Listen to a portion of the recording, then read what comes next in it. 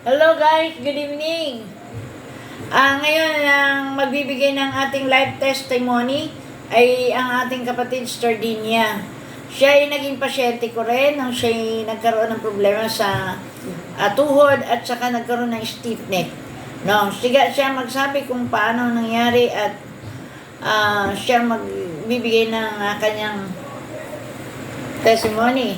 At mamaya, bilang choir, bago siya umalis, tomorrow, aawitan tayo. Sample naman tulad ni Sister Jo, okay?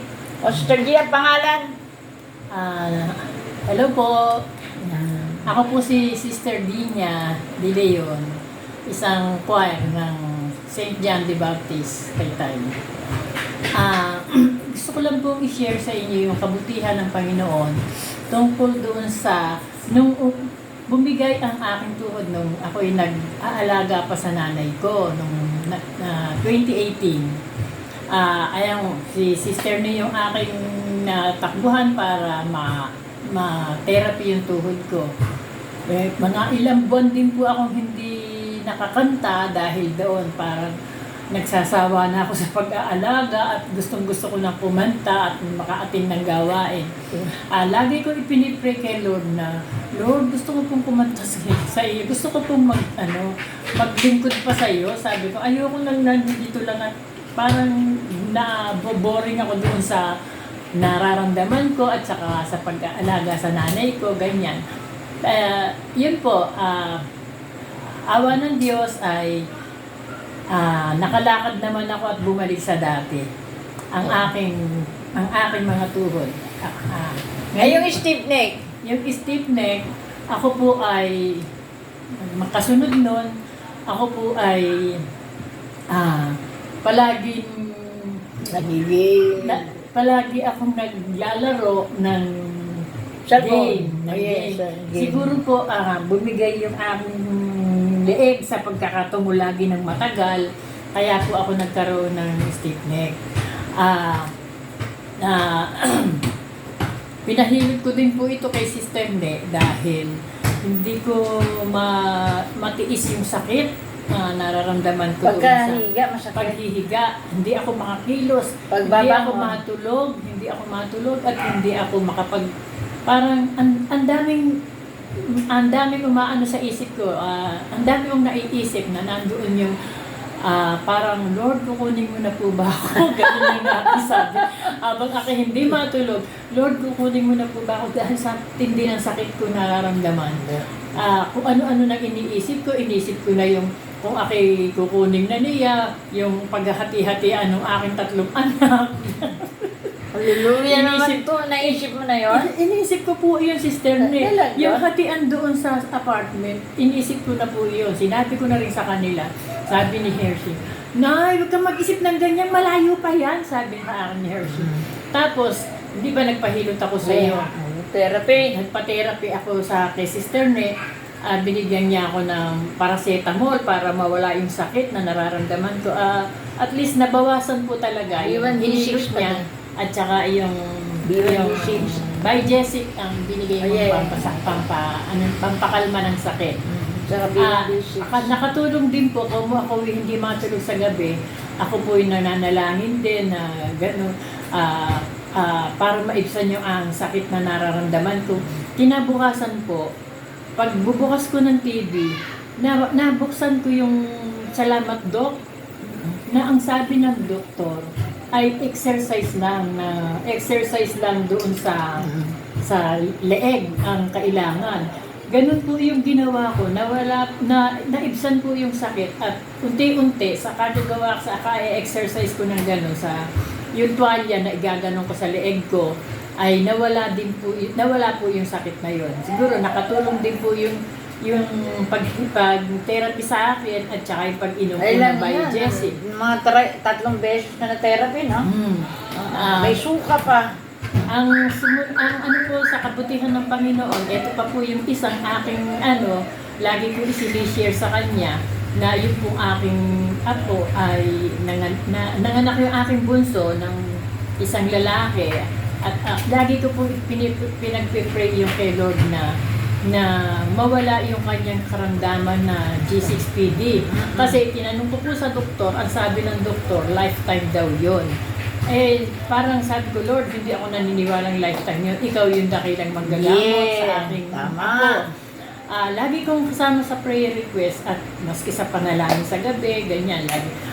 Ngayon po, malusog na yung aking apo at makinis na yung balat. Nag-birthday na. Magbe-birthday sa isang buwan. Mag-birthday sa isang buwan. Sa isang July buwan, na. July 18. Tapos yung isa po, yung aking anak na panganay na nasa Dubai, yung po ay 3 na ang anak. Hindi ko po akalaing na magbuntis pa, na 39 years na siya, nagbuntis pa at nanganak pa siya ng isang lalaki. Pero nung siya ay nagbuntis na yun, lagi ko pong ipinagpe-pray at sinasama sa prayer request na maging maluwalhati ang kanyang panganganak dahil lagi po siyang hirap manganak. Dahil ako po yung nakasaksi nung 3 batang pinanganak niya, dahil ang asawa niya ay nasa Dubai, ako lang po ang nakakasaksi doon sa paghihirap ng panganganak ng anak ko. Tapos kung nga po siya nasa Dubai, panay ang aking prayer, nung manganak po siya, sinabi niya sa akin, Nay, di ako nahirapan sa panganganak, sabi niya. Kasi sabi ko sa kanya, lagyan niya ng crystal oil ang buong buong tiyan niya para madali siyang manganak. Kasi nung yung anak ko si Kate, yung bunso ko ay nanganak, paglalagay niya ng crystal oil, siguro mga 2 araw, pagpunta niya ng ospital, hindi na inaso ng kanyang doktora. Mabilis. Nanganak na siya nang wala pa yung kanyang OB. Kaya sabi ko talagang napakabuti ni Lord, mga pamamaraan na crystal gagaling oil sa ay kanya. napakaganda sa mga ibig mga anak ng madali. Ganun po. Pangatlo po, nung linggo po, naisama ko na yung asawa ko sa pagsisimba namin. Wow! Very good. Sabi ko sa kanya, Father's Day naman ngayon, sumama ka naman sa amin. Sabi ko, ayun, pumayag naman. Pumayag naman yung asawa ko makasumama. First time makapasok na dating hindi nagsisimba. Salamat po sa Diyos dahil kasama rin din po yan sa akin. Amen. Amen. So ngayon, tapos ngayon po, teka muna po. Isa pa po, hindi ako naka-attend ng gawain ng Lunes dahil yung aking 2 apo ay nasa high honor. High honor. Yung 2 ni Nigel at saka ni Skyler. Akin pong sabi niya, Nay, i-ano mo na lang sa kanila, regalo mo na lang sa kanila. Daling ko daw doon sa Venice Mall para maglaro nung jump, tarpaulin park, doon sa jump tarpaulin park na lundag talaga namang ang taas na, doon po yun sa McKinley. Kaya nung ako dumating, sabi ni Kay, baka daw mga alas 5, narito na kami. Sabi ko, kaya sabi ko kay Sister Liz, makakarating pa ako ng alas 5 at makaka-attend ako ng gawain.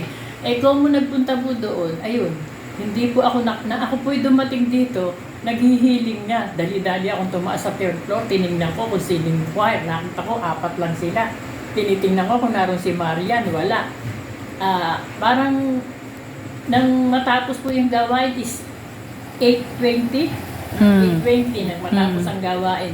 Pero parang gusto kong umakyat dahil parang gusto ko, kaya lang nahihiya na ako dahil healing na. At saka gusto ko yung lumpia. Lumpia sa riba. Yeah. Hindi na po ako nakaakyat dahil siyempre nagdalang hiya na ako. Anton, hindi naman kumanta. Tapos pagdating sa kainan, kaya po hindi na ako hindi na ako tumaas. Nakinig na lang ako doon sa taas. Narinig ko pa yung ni Brother Lando. Yun po. Lando Flores. Ngayon, siya po ay tomorrow paalis papuntang Dubai. Yun ang grasya ng Diyos, no? Amen. Yung kabutihan ng Panginoon. Amen. So, goodness of God. So, bilang kabutihan ng Diyos, pakinggan natin, alay niya. Di ba? Awitan tayo. Sige. Hi guys! Makinig po kayo. Talaga naman, asset yan ng aming gospel music ministry. Sige po. I love you, Lord. Oh, your mercy never fails me. All my days I've been held in your hand. From the moment that I wake up Till I lay my head, I will sing of the goodness of God. All my life you have been faithful. Amen. Really. All my life you have been so, so good. With every breath that I am able, I will sing of the goodness of God. Hallelujah. I love your voice. Oh, your mercy, I love your voice. You have led me through the fire in darkest night. You are close like no other. I know you as a father. I know you as a friend. I will sing of the goodness of God. Hallelujah. Glory to God. And all my life you have been faithful. All my life you have been so, so good.